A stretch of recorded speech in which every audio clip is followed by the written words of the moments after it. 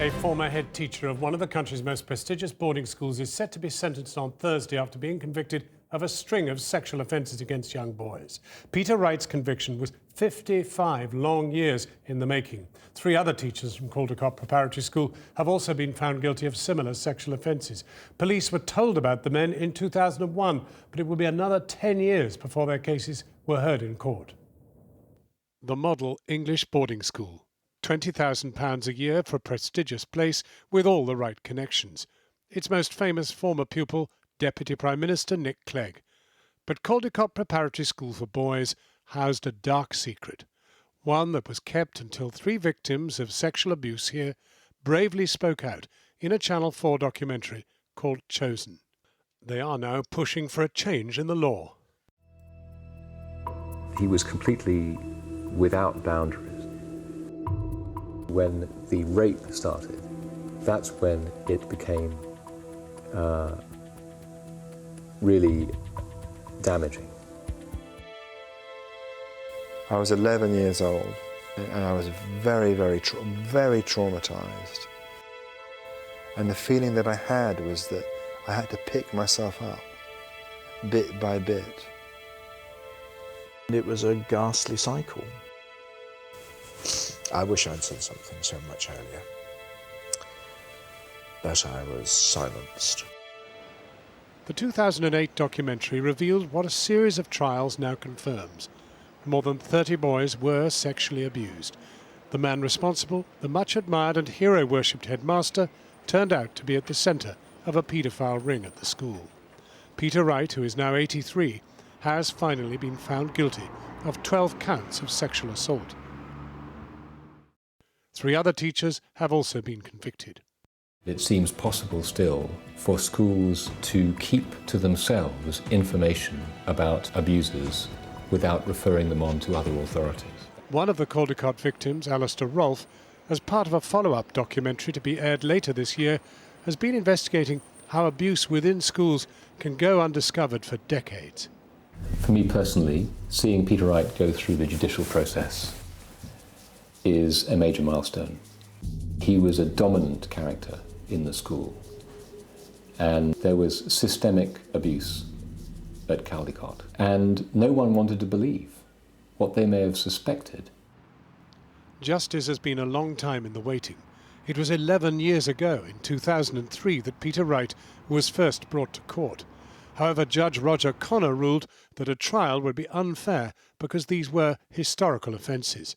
5 years later, Chosen was aired, and more victims came forward. Finally, in 2011, the official police investigation was reopened. But for Tom Perry, the first Caldicott student to report Wright to police 13 years ago, his eventual conviction is too little, too late. It makes me so angry. I'm just so enraged by it all. Yeah. Justice late is no justice at all, and we've all been through the bloody mill. Been through a lot together. You don't have It's wrecked my career. It's caused immense problems to my family. I rail against authority. I have no respect for anything that wears a badge. Certainly nothing that wears a wig. Mark Page was the 3rd victim to speak out in Chosen. During the course of the trial, the 3 men were advised by police not to see each other. Mark, it's Tom. After 2 years, Alistair and Tom were reunited with Mark, who was by then seriously ill. The wheels of justice turned terribly slowly. In the end, he was proven 100% right. And you know, throughout the course of his illness, he's had to live with some uncertainty, and he's had to fight for something in addition to fighting for his illness. It was the last time they would see Mark. He died in May before seeing justice done. His abuser, Hugh Henry, and his headmaster, Peter Wright, are due to be sentenced on Thursday. But for their victims, prosecution is not enough. They want teachers everywhere to be under a legal obligation to report any suspected sexual abuse, something which even today has still not been implemented. And Tom Perry, who you saw featured in that report, is with me now. Tom Perry, will Thursday bring closure?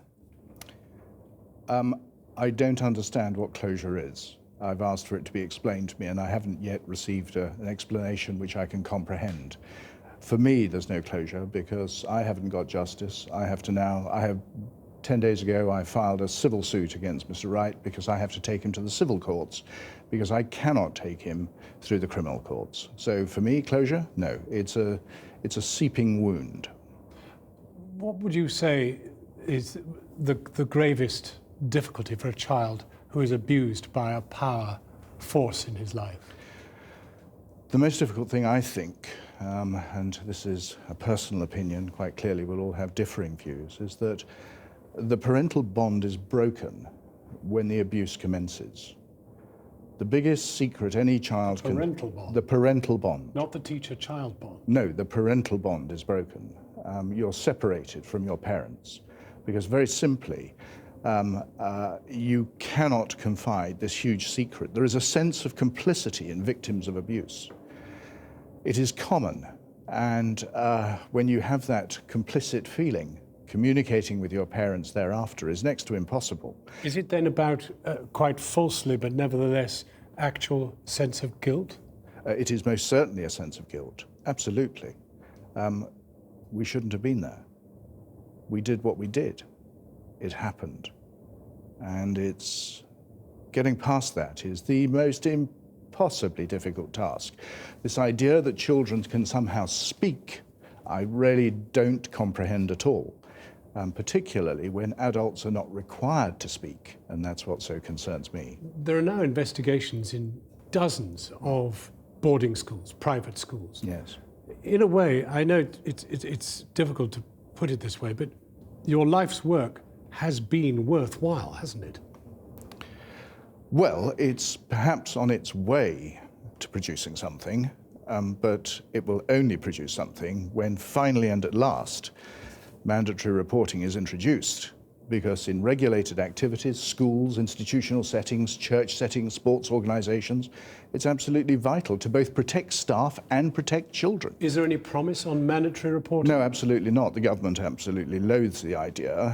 They don't produce anything really terribly credible, which will, to which they hang their hat on.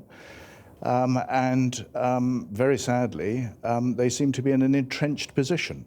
And what do you think it says about the public school system, about boarding education of single-sex schools?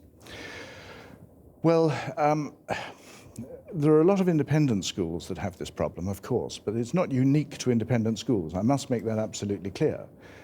But boarding makes it easier. Well, boarding brings additional problems, but there is a further problem which hasn't been considered, and I raised this at the Department for Education on October the 4th, and that is fee-receiving institutions are presented with a conflict of interest in reporting because, very simply, it's discretionary.